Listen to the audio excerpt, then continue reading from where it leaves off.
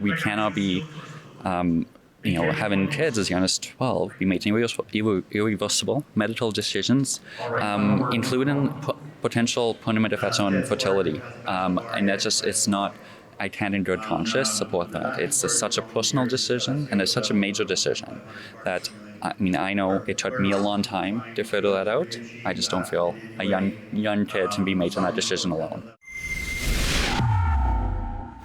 Sheila Gunn Reid for Rebel News, and I'm here at the United Conservative Party AGM in Red Deer, Alberta. It's Canada's largest political convention ever. 6,000 people are in attendance, including Blaine Badiuk. Blaine, you might remember from previous interviews with Rebel News, but also Blaine, you were on the stage with the Premier as she announced a slate of policies that stop the gender and social transition of children under the age of 16. Why was it so important for you to be on the stage to show support for the Premier when she made those announcements? Yes, thank you so much, Sheila. And really what we're seeing is, young kids and young teens cannot be making irreversible medical decisions. And that's what this policy stops. It puts a pause on this. With the international evidence, including the CAST report and other reports coming out internationally, we don't have good medical evidence right now to be supporting, kids as young as 12 or 10 taking irreversible medical decisions by delaying puberty or taking cross-sex hormones. It's just not right. We have to hit a pause. We have to do the research and figure it out. And I think Premier Smith has found a nuanced policy throughout it all to ensure we get it right.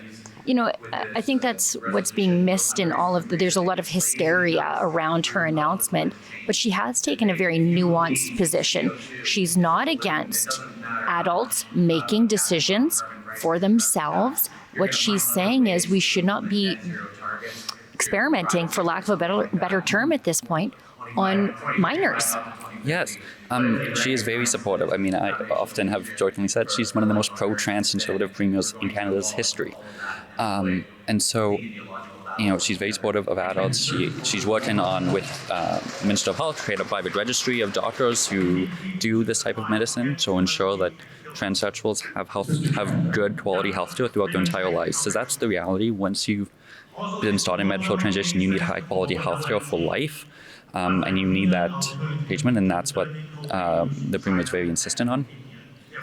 Again, we cannot be, having kids as young as 12 be making irreversible medical decisions, including potential permanent effects on fertility. And that's just, it's not, I can't in good conscience support that. It's such a personal decision, and it's such a major decision that, I know it took me a long time to figure that out. I just don't feel a young kid can be making that decision alone. We're proposing changes that would protect the future choices of minors who identify as transgender or who are experiencing gender dysphoria. If passed, the Health Statutes Amendment Act would prohibit physicians from performing all sex reassignment surgeries on minors. I look back at, I have tattoos that I got when I was 20, 25 that I'm covering up now. And I just can't imagine making an irreversible medical decision like that. Well, exactly. And that's what the Premier is trying to put a pause on. And I think she's hit the right balance on that. And when it comes to socially transitioning, the CAST report said it's not, it's this idea that has no effect. It does have an effect. And that's why the Premier is very clear on, you can't be out to the entire school community, out to everyone else, and not be out to your parents. It's just not good for that kid's mental health to be living a double life. Right. And I just, as somebody who went through that, it is so hard. This is gender sex dysphoria is such a major mental illness that I live with for the rest of my life, and I have lived with my life, and I treat it as best I can through medical and social transition. And you need your family there alongside you, and and the Premier has included a clause in bill that allows, if there's going to be psychological or physical harm to that child, the school is encouraged to provide supports to engage in a plan to notify the parents. So there's no outing of kids like the left wants to claim. It's really about ensuring that everyone's involved and just not living that double life. Right. And that's, as a mom, for me, that was one of the most offensive things about the arguments from the left, is that there's this bigotry of low expectations for conservative or even socially conservative parents, that we would just not love our children all of a sudden, and that we need a backstop of teachers to come and make sure that we are good parents all of a sudden. Right. I mean, and as a future mom myself, I hope to adopt some kids one day. I just know I want to be there for my kids and support them, and I never wanted where some other adult is pushing them along potentially, or encourage them to keep secrets. I mean, that's never been good practice. I mean, we're kind of one thing we're taught is, if somebody tells you not to tell mom and dad, you usually tell mom and dad. 5-alarm fire. Yeah. Exactly. Today, we're also tabling the Education Amendment Act, which proposes changes to the way gender identity, sexual orientation, and human sexuality are discussed and taught in Alberta schools. The amendments we're proposing would bring more transparency, clarity, and consistency to Alberta's classrooms, while also respecting parents' indisputable role as caregivers. I mean, nearly all teachers I know, they'll do it from goodwill. It's what they've kind of been pushed to support right now, is trying to hide it because of the hysteria from the left. This idea that every parent is going to be an abusive parent. Right. Why start on that premise? We have laws for that too, by the way. Exactly.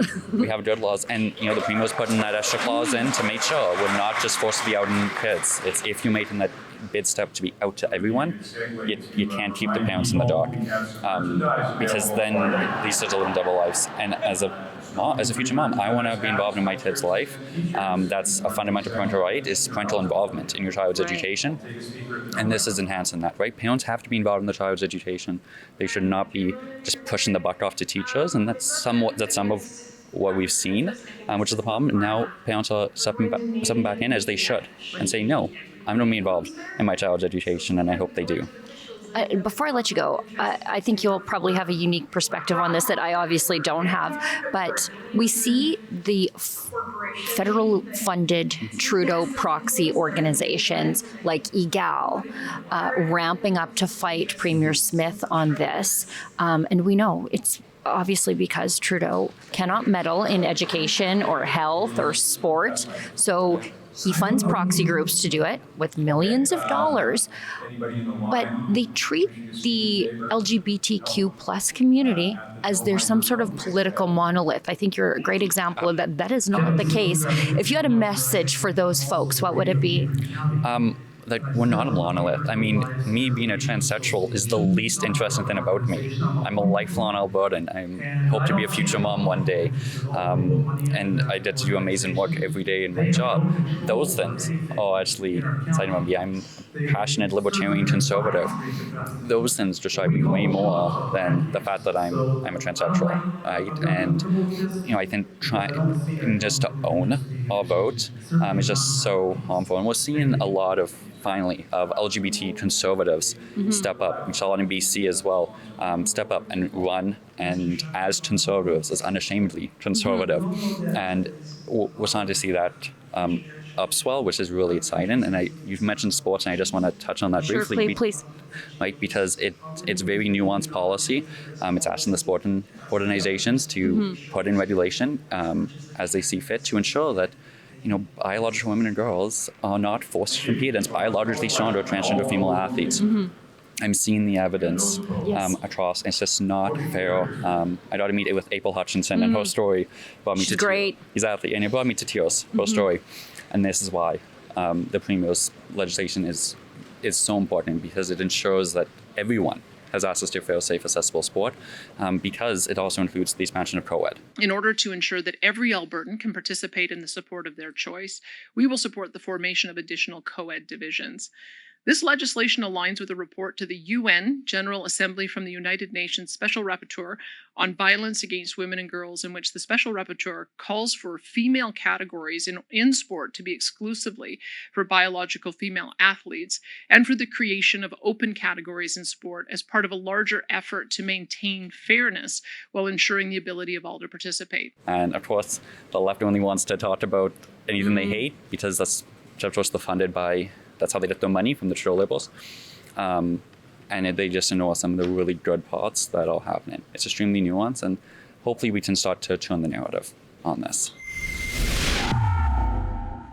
Rebel News is here in Red Deer at the United Conservative Party annual general meeting. It's Canada's largest political convention. We're going to talk to politicians, we're going to talk to normal people, and we're going to talk to activists. Follow all of our work at unitedconservatives.ca.